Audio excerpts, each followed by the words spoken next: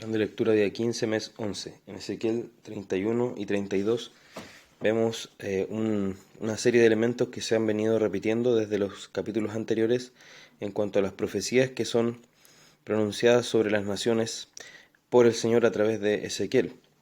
Y vemos entonces que ya se ha estado refiriendo a Egipto desde los capítulos anteriores y acá sigue hablando sobre el enaltecimiento, el orgullo, la soberbia de Egipto al verse encumbrada en medio de las naciones. Ocupa la analogía de los árboles del huerto, en donde Egipto creció entonces y tuvo un gran follaje. Incluso las otras naciones se cobijaron a su sombra, pero se envaneció y por eso el Señor entonces la entrega en manos de el instrumento que tiene de juicio, en este caso Nabucodonosor y su ejército babilonio, y lo entrega entonces para ser derribado. Y vemos entonces que después sigue hablando en este mismo tenor en cuanto a la derrota que sufrirá Egipto, a la caída que sufrirá Egipto, y vemos que ya nunca más vuelve a ser la nación potencia que dominaba sobre otras, ya nunca vuelve a ser ese imperio, sino que ahora va a ser constantemente dominada en la historia desde este punto en adelante. Y vemos que nuevamente destaca este lema de sabrán que yo soy Jehová. El Señor entonces es quien está detrás de todo esto y vemos nuevamente su completa soberanía sobre las naciones, su completo dominio y cómo también los imperios parecen ser en algún momento bestias o dragones imponentes, como también aparece en la imagen de Apocalipsis 13, pero luego vemos que ellos pasan y la historia ha visto pasar imperios gloriosos que luego han sido deshechos completamente y así pasarán reino tras reino hasta que se establezca finalmente de manera definitiva el reino de Jesucristo sobre todas las cosas, como también vio Daniel al interpretar el sueño de Nabucodonosor. Y vemos que todos estos reinos entonces son representados acá como muertos, como aquellos ya que moran en la tierra de las sombras de la muerte, y allí también, junto con ellos, con esos imperios ya caídos, es enviado Egipto, y como decía, serán enviados todas aquellas naciones sin el Señor, todos aquellos reinos e imperios, hasta que el Señor ya establezca su reino de manera definitiva. Los Salmos 113 y 114 ya fueron comentados en la primera parte de este plan. Proverbios 27-18 en primer lugar nos muestra la importancia de trabajar diligentemente y que finalmente ese trabajo diligente rinde frutos, tiene frutos que pueden ser disfrutados por quienes los buscaron. También vemos que tal como el agua refleja el rostro, en este caso podríamos decir nosotros hoy día el espejo refleja el rostro, también los pensamientos, los motivos, las intenciones, las metas del corazón reflejan lo que uno realmente es. Y por tanto, todas esas cosas nos ayudan realmente a ver quiénes somos. Y por último también el Seol y el Abadón nunca se sacian. El Seol es el lugar de los muertos, podríamos decir también el sepulcro. Se refiere muchas veces la Biblia a la tumba de esta manera. Y el Abadón es una palabra hebrea que refleja también el juicio de Dios. Y vemos que son descritos así porque finalmente la muerte llegó con el pecado y ha cobrado millares y millares de víctimas a lo largo de la historia y sigue cobrándolas hoy día. Hay más personas muertas que vivas sobre la faz de la tierra. Y vemos entonces que la muerte es descrita como un monstruo voraz. Pero también los deseos de los hombres, los ojos del hombre acá están apuntando a algo más profundo que serían sus deseos. También los deseos del hombre, del corazón que está bajo el pecado, nunca están satisfechos, siempre buscamos más y siempre, a pesar de que podamos tener lo que habíamos deseado, no estamos contentos porque nuestro corazón solo estará contento en Dios. Y eso aprendemos como lección importante en este versículo.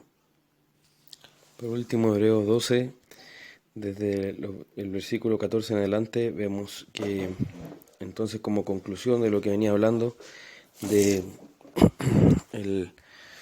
que nosotros también corramos con paciencia la carrera que tenemos por delante, siguiendo el ejemplo de Cristo y con todos esos 9 testigos alrededor nuestro, debemos también seguir la paz con todo y la santidad sin la cual nadie verá al Señor. Acá no nos está diciendo que usted debe ser santo para ver al Señor, sino que aquellos que están siendo santificados por esa sangre en la que han sido rociados para ser limpiados de su maldad, ellos son los que verán al Señor. Es una obra que el Señor hace en nosotros y por tanto quien ha sido perdonado por Dios está siendo santificado, y quien todavía vive en sus pecados y en la oscuridad de su corazón es que realmente nunca fue santificado. Pero esa santidad aquí en la tierra es la que entonces también nos permite ver y presenciar y disfrutar de esa santidad también en el cielo. Por eso dice, mirad bien, esta carta está llena de estas amonestaciones, mirad, mirad, es algo que se repite, y ahora llama a que entre los hermanos no haya raíz de amargura, y esto hace alusión a Moisés en Deuteronomio, al final ya de este libro y del Pentateuco, cuando al borde de la tierra prometida advierte a Israel de que no se vuelvan a los ídolos. Por tanto, en nuestros corazones debe haber una disposición hacia el Señor de buscarle y de rendirnos a su voluntad. No sea que haya, dice, algún fornicario o profano, como Esaú. ¿A qué se refiere esto? A amar más los placeres de esta tierra, que son temporales, que las bendiciones que el Señor nos ofrece, mucho más altas en su palabra, que son eternas.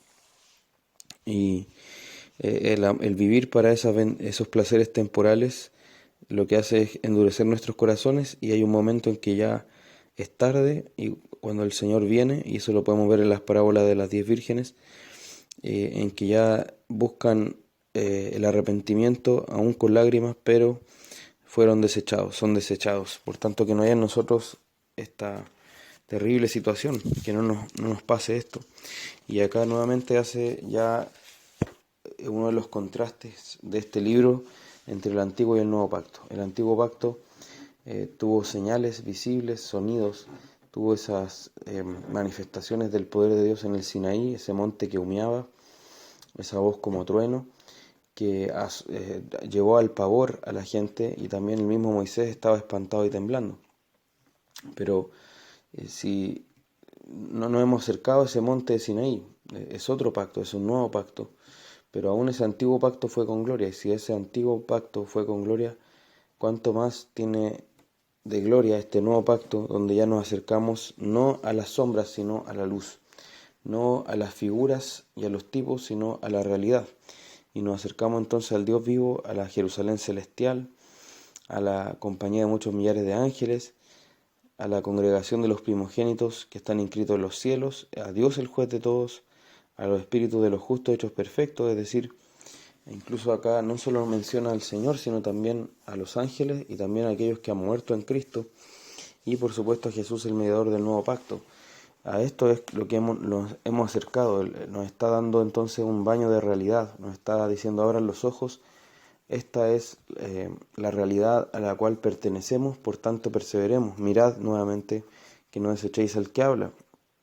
Si los que desechaban la ley merecían la muerte, cuánto más si desechamos entonces el nuevo pacto, que nos habla ya de realidades definitivas y eternas. Entonces, la aplicación de esto es que si hemos recibido un reino inconmovible, entonces por gratitud, fijémonos que ya es porque ya recibimos ese reino, no para recibir el reino, no nos ganamos el reino con nuestras obras, sino que porque ya recibimos ese reino, entonces, dando gracias al Señor, ahora sirvamos a Dios agradándole, dice, con temor y reverencia, porque nuestro Dios es fuego consumidor. Él es nuestro Padre, Él nos ha salvado, pero sigue siendo fuego consumidor, y por tanto debemos tenerle un temor reverente, no el temor de los condenados, sino el temor reverente de los hijos hacia los padres. Señor les bendiga.